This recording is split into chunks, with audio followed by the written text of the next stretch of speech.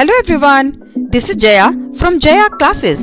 Today we will do the 7th chapter of Class 10th CBSE Board, Glimpses of India. We will see the line by line explanation of the chapter. So there are 3 stories in this chapter, a baker from Goa, Kurg and tea from Assam. Today we will do a baker from Goa, written by Lucio Rodriguez. तो इस chapter में जैसा कि नाम से ही आप देख रहे हैं glimpses of India means India की एक छोटी सी झलक आपको देखने को मिलेगी, इंडिया के किसी पार्ट की एक झलक देखने को मिलेगी। फर्स्ट चैप्टर में जो स्टोरी है आप नाम से ही देख सकते हैं कि ये गोवा की स्टोरी है। तो इस स्टोरी में गोवा के विलेज के बारे में बताया गया है कि उस टाइम में गोवा में ब्रेड का बिजनेस जो था वो एक ऐसा बिजनेस था जो कि बहुत पॉपुलर था और हमारी मीन्स गोवा के लाइफ के लिए मीन्स उसके डे टू डे लाइफ में इसका एक बहुत बड़ा रोल था। So let's start what is in the chapter. A baker from Goa. This is a pen portrait of a traditional Goan village baker who still has an important place in his society. ये कहानी एक pen portrait के रूप में लिखी हुई है। Pen portrait means an informal description about a people और ग्रुप ऑफ पीपल। तो गोवन विलेज बेकर के बारे में इस स्टोरी में लिखी हुई है कि उनका गोवन सोसाइटी में एक इम्पॉर्टेंट प्लेस था। Our elders are often heard reminiscing nostalgically about those good old Portuguese days. चलिए देखते हैं reminiscing nostalgically का मीनिंग क्या होता है। इसका मीनिंग है thinking fondly of the past, means पुराने दिनों को बहुत खुश होकर के याद करना। तो राइटर के जो एल्डर्स थे वो उन पुराने दिनों को मीन्स पोर्तुगीज डेज को, जब पोर्तुगीज का रूल था गोवा में, तो उस टाइम को याद करके बहुत खुश होते हैं। The Portuguese and their famous loaves of bread, Portuguese को और वहाँ के ब्रेड को याद करके वे बहुत खुश होते हैं। Those eaters of loaves might have vanished but the makers are still there. तो जो लोव्स खाने वाले लोग थे मीन्स जो पोर्तुगीज लोग थे वो अब नहीं हैं, लेकिन अभी भी जो मेकर्स हैं, जो लोव्स बनाते थे, जो ब्रेड बनाते थे, वे लोग अभी भी गोवा में हैं। अभी भी का मीन्स राइटर जब ये स्टोरी लिख रहे होते हैं उस टाइम की बात हो रही है। We still have amongst us the mixers, the molders and those who bake the loaves. तो हमारे बीच में आज भी जो मिक्सर्स थे मीन्स जो बैटर को मिक्स करते थे, जो मोल्डर थे, जो मीन्स शेप देते थे, और जो बेकर थे, वो सब आज भी हमारे साथ में हैं, हमारे बीच में हैं। Those age old time tested furnaces still exist. और बहुत पुराने समय से जो वो पुरानी भट्टी, फर्नेसेस मीन्स जो भट्टी जिसमें पकाते हैं, जहाँ का टेम्परेचर बहुत हाई होता है, उसमें आग अंदर में जल रही होती है, तो किसी भी चीज़ को उसमें बेक किया जा सकता है। तो वो जो फर्नेस है वो अभी भी है। The fire in the furnaces has not yet been extinguished. और उनमें जलने वाला जो आग है वो आज भी बुझा नहीं है। तो आज भी बुझा नहीं है इसका मीन्स कि आज भी वहाँ पे ब्रेड बेक होता है। द थर्ड and jingle of the traditional bakers bamboo heralding his arrival in the morning. So what is the meaning of third and jingle? Third and jingle means जो बेकर्स के पास एक ना बैम्बू स्टिक हुआ करता था, तो वो बैम्बू से ग्राउंड को टैप करते थे, तो that is the sound of third, that is the sound third. And jingle means वो घंटी की आवाज़ जो आती थी, तो घंटियों से एक जिंगल बेल सुनाई देता था। The traditional bakers bamboo heralding. And what is the meaning of heralding? Heralding means announcing, उनके आने की वो जैसे एक खबर देता था कि हाँ जो बेकर्स है वो आ रहे हैं। Heralding his arrival in the morning can still be heard in some places. तो बेकर्स जब आते थे तो वो अपने बैम्बू को लेकर के ज़मीन पर ग्राउंड पर वो पैट करते थे, या फिर आप कह सकते हैं टैप कर सकते थे, और उससे जो साउंड निकलता था उसे थर्ड कहते हैं। तो उसकी वजह से लोगों को पता चल जाता था कि जो बेकर्स है वो आ गए हैं। Maybe the father is not alive but the son still carries on the family profession. तो जो बेकर्स के जो फादर थे हो सकता है कि वो अब नहीं हैं, तो उनके जो बेटे हैं, उनके जो फैमिली में लोग हैं, उनके जो नेक्स्ट जनरेशन है वो इस प्रोफेशन को कैरी कर रही हैं। These bakers are even today known as पैडर इन गोवा। और इन बेकर्स को जो गोवा में क्या कहा जाता है, पैडर के नाम से पुकारते हैं, right. During our childhood in Goa, during our childhood means the childhood of the writer. तो जब वो बच्चे थे, राइटर्स जब बच्चे थे, the baker used to be our friend, companion and guide. तो जो बेकर थे वो सिर्फ एक बेकर की तरह नहीं, उनके लिए वो एक फ्रेंड, कंपेनियन और एक गाइड की तरह थे। He used to come at least twice a day, once when he set out in the morning on his selling round, and then again when he return after emptying his huge basket. तो दिन में वो daily 2 बार bakers जो है वो आते थे, उनके घर के सामने से गुजरते थे। एक बार मॉर्निंग में जब वो ब्रेड बास्केट को ले करके जाते थे सेल करने के लिए, और इवनिंग में जब वो पूरा सेल करके वापस जा रहे होते थे। तो दिन में 2 बार मीन्स बेकर्स को ये लोग देख पाते थे। The jingling third of his bamboo woke us up from sleep and we ran to meet and greet him। तो राइटर कहते हैं कि डेली सुबह में बेकर के थर्ड और जिंगल की वजह से, जो उसका बैम्बू की वजह से जो साउंड आती थी, तो हम लोग को पता चल जाता था कि बेकर आ रहा है, और हम लोग बस जैसे एक अलार्म की तरह उनका वो थर्ड और जिंगल था, उनके बैम्बू का साउंड, तो बिल्कुल एक अलार्म की तरह हम लोग को फील होता था, और हम लोग फट से उठ करके भागते थे उनसे मिलने के लिए, उन्हें मीट और ग्रीट करने के लिए। Why was it so? लेकिन ऐसा क्यों होता था? हम लोग क्यों दौड़े भागे जाते थे? Was it for the love of the loaf? क्या ये ब्रेड के प्रति हमारा जो लव था, मीन्स हमें ब्रेड चाहिए, इस वजह से हम भागते थे? नॉट एट ऑल, नहीं, इस चीज़ के लिए हम नहीं भागते थे। The loaves were brought by some Paskine और Bastine, the maid servant of the house. Actually जो ब्रेड था वो तो हमारे घर के जो मेड सर्वेंट होते थे वो लेकर के आते थे, फिर हम क्यों जाते थे? What we longed for were those bread bangles which we chose carefully. हमारा जो प्यार था, हमारा जो मीन्स क्रेज था कि बेकर्स को देख करके जो हम दौड़ते थे, वो किस लिए? तो वो ब्रेड बैंगल्स के लिए। बैंगल्स एज यू नो वो हाथों में पहनते हैं, चूड़ियाँ उसे कहते हैं। तो bread bangles means something the bread is made like bangles, okay. वो बैंगल की शेप में बना हुआ जो ब्रेड था, तो बच्चे बस उसके लिए बहुत क्रेजी थे, उसके लिए वो भागते थे। Sometimes it was sweet bread of special make, और कभी कभी तो बहुत स्पेशली बनाया हुआ रहता था, बहुत मीठा सा होता था। तो जो बच्चे थे, हम बच्चे थे, वो बस इस ब्रेड बैंगल्स के लिए भागते थे। The baker made his musical entry on the scene with the jhang jhang sound of his special made bamboo step.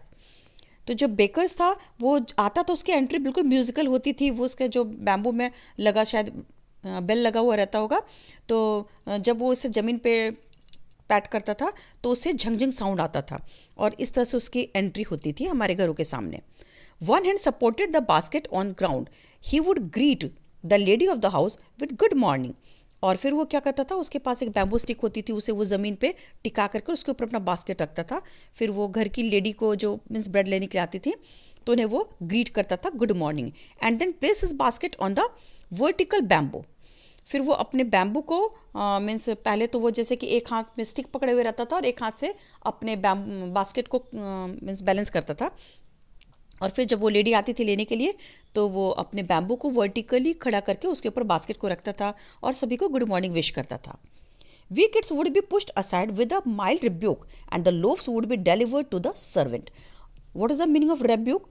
Rebuke means you can say an expression of disapproval, a scolding means हल्के से डांट करके कि चलो चलो तुम लोग पीछे हटो, मुझे काम करने दो। और फिर वो सारी जो लेडी लेने के लिए आती थी उन लोगों को ब्रेड डिलीवर करता था। But we would not give up, लेकिन हम बच्चे भी कम नहीं थे, हम क्यों पीछे छोड़ने वाले थे कि डांट दिया तो हट जाऊं? बिल्कुल नहीं। We would climb a bench और the parapet and peep into the fragrance of those loaves. तो हम बच्चे भी किसी बेंच पे चढ़ करके, या फिर घर के आगे जो बाउंड्री होती है ना उसे पैरापेट कहते हैं, तो उसके ऊपर चढ़ करके और उसके बास्केट पे बिल्कुल से झांकते थे कि देखूं कितना है या खत्म हो गया। I can still recall the typical fragrance of those loaves. और मुझे आज भी लोव्स का मीन्स जिस चीज़ के लिए हम लोग भागते थे ब्रेड बैंगल्स के लिए, तो उसका फ्रेग्रेंस मुझे आज भी याद है। फ्रेग्रेंस मीन्स उसकी खुशबू, scent. Now loaves for the elders and the bangles for the children. और जो बेकर्स था वो बड़ों के लिए लोव्स और बच्चों के लिए बैंगल्स लेकर के आता था। Then we didn't even care to brush our teeth और वॉश आर माउथ प्रॉपरली। और हम लोगों को तो बिल्कुल मीन्स इतना क्रेज था उस ब्रेड बैंगल के लिए, तो हम लोग बस सो कर उठते तो भागते थे, ब्रश करने की भी हमें चिंता नहीं थी। एंड वाई शुड वी, और करें भी क्यों? Who would take the toothbrush, trouble of plucking the mango leaf for the toothbrush. और फिर पुराने समय में तो कहते हैं ना कि मीन्स जैसे आज हम लोग ब्रश यूज़ करते हैं, या फिर शहरों में बच्चे तो ब्रश यूज़ करते हैं, लेकिन in the country side now days also लोग दातुन यूज़ करते हैं। तो यहाँ पे जो राइटर हैं उनके एरिया में मैंगो लीफ को तोड़ करके और उससे ब्रश किया जाता था। तो राइटर्स कहते हैं कि फिर ये फिक्र भी कौन करे और इतना ट्रबल कोई क्यों ले कि जाओ पेड़ से जाकर के दातुन तोड़ करके और फिर लाओ और फिर उससे जा करके ब्रश करो। And why was it necessary at all, और ये ज़रूरी भी क्यों है? The tiger never brushed his teeth, शेर भी कभी मुंह धोता है? So the writer is writing very means in a humorous way. वो कहते कि क्या कभी शेर भी मुंह धोता है जो हम बच्चे मुंह धोएंगे। Hot tea would wash and clean up everything so nicely. क्योंकि जो हम चाय के साथ लेने वाले हैं ब्रेड, तो चाय तो वैसे भी गर्म होती है, तो जितने भी हमारे मुंह में जर्म्स होंगे उन्हें वो तो मार ही देगा, तो क्या ज़रूरत है फिर ब्रश करने की। Marriage gifts are meaningless without the sweet bread known as the bol. और जो भी मैरिज सेरेमनी सब होती थी तो उसमें एक मीन्स स्पेशल टाइप का ब्रेड होता था जिसे कि बोल कहते हैं, तो उसका बहुत मीन्स इंपॉर्टेंस था। उसके बिना जैसे मैरिज गिफ्ट बिल्कुल मीनिंगलेस थी। जस्ट एज अ पार्टी और अ feast losses it's charm without bread. वहाँ की कोई भी पार्टी हो, कोई भी सेरेमनी हो, तो बिना ब्रेड के बिल्कुल सब फीकी थी। मीन्स कोई मीनिंग ही नहीं होता था बिना ब्रेड के किसी भी पार्टी का। Not enough can be said to show how important baker can be for a village. और ये कुछ कहने की बात नहीं है कि उस समय जो बेकर्स थे उसका कितना इंपॉर्टेंस था सोसाइटी में। The lady of the house must prepare sandwich on the occasion of her daughter's engagement. और वहाँ पे ये रिवाज था, ये कस्टम था कि जिस घर में बेटियों की शादी होती थी तो उसकी जो मदर होती थी वो इंगेजमेंट के टाइम में, मीन्स अपने डॉटर के इंगेजमेंट के टाइम में वो अपने घर में सैंडविच जरूर बनाती थी। केक्स एंड बोलिनाज are a must for Christmas as well as other festivals. और फिर केक और बोलिनाज, केक तो आप जानते हैं, इसके अलावा बोलिनाज अ काइंड ऑफ ब्रेड, और बोलिना may be something like a cookie. तो ये क्रिसमस के टाइम में बिल्कुल मस्ट था। Thus the presence of the bakers furnace in a village is absolutely essential. इस तरह से बेकर्स का किसी भी गांव में प्रेजेंस होना ये बिल्कुल मीन्स क्या कहते हैं कि एसेंशियल था कि गांव में बेकर तो होना ही होना है, क्योंकि हर एक ओकेजन पे ब्रेड के अलग अलग वैरायटी का यूज होता था। द बेकर और bread seller of those days had a peculiar dress known as कबाई। और उस समय जो बेकर्स थे वो एक स्पेशल ड्रेस पहनते थे, तो उनके ड्रेस को कबाई कहा जाता था। It was a single piece long frock reaching down to the knees. और ये कबाई ये कैसा ड्रेस था, तो एक सिंगल ड्रेस हुआ करता था, सिंगल पीस हुआ करता था जो कि ऊपर से नी लेंथ तक रहता था। In our childhood we saw bakers wearing a shirt and trousers. तो ये कबाई मीन्स जब गोवन पोर्तुगीज रूल था उस टाइम में जो बेकर्स थे वो कबाई पहनते थे।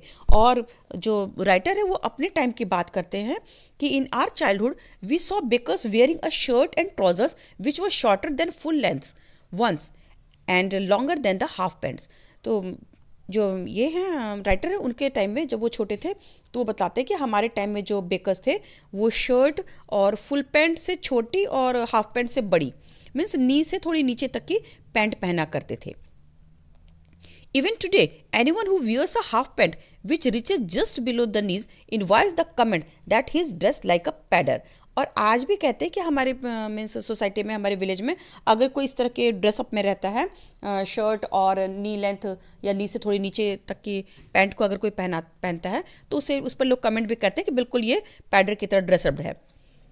The baker usually collected his bills at the end of the month. और जो बेकर थे वो तो मीन्स लोगों को ब्रेड देते थे और उसका हिसाब वो बिल वो मंथ के एंड में करते थे, तो इस चीज़ को वो कहीं भी लिख करके रखते थे। Monthly accounts used to be recorded on some wall in pencil. और वो पेंसिल से कहीं पे या घर वाले लोग या फिर बेकर भी कहीं पे इस पूरे हिसाब को रखता था कि पूरे मंथ में कितने के ब्रेड मीन्स किन लोगों ने ली है। Baking was ended a profitable profession और इन द ओल्ड डेज। पुराने समय में बेकिंग बहुत ही प्रॉफिटेबल बिजनेस था। आज भी आप देखते हैं तो बेकरी की जो शॉप होती है तो आप देखो कि केक्स के कितने अधिक दाम है। तो जो बेकर्स है वो हमेशा मीन्स एक प्रॉफिटेबल बेकरी हमेशा से एक प्रॉफिटेबल बिजनेस रहा है। The baker and his family never starve. और बेकर्स और उसकी फैमिली कभी भी भूखों नहीं मरती है। मीन्स उन्हें कभी खाने के लाले नहीं पड़े कि हमारा दिन चल नहीं रहा तो फिर हमें मीन्स पैसे नहीं हो रहे, ऐसा कुछ नहीं है।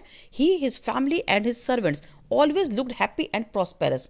वो उनके फैमिली और उनसे मीन्स रिलेटेड जितने भी लोग थे जो इस काम में इन्वॉल्व थे वो हमेशा हैप्पी और प्रॉस्पेरस दिखते थे।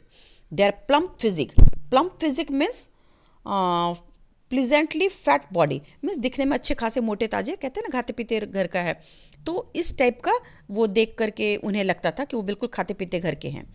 Their plump physique was an open testimony to this. और उनका ये जो फिजिक था बिल्कुल मोटे ताजे हट्टे कट्टे खुश मिजाज, तो उन्हें देख करके लगता था कि ये बिल्कुल खाते पीते पैसे वाले लोग हैं। Even today and any person with a jackfruit like physical appearance is easily compared to a baker. और आज भी गोवा में अगर कोई मोटा ताजा तंदुरुस्त सा बंदा दिखता है तो लोग कहते हैं कि बिल्कुल ये मीन्स बेकर की तरह है। तो उसकी कंपैरिजन जो जैक फ्रूट कहते हैं ना, फ्रूट है जो बिल्कुल गोल मटोल लंबा सा होता है, तो अगर किसी इंसान को भी मोटा ताजा लोग गोवा में देखते हैं तो कहते हैं कि बिल्कुल ये बेकर की तरह है।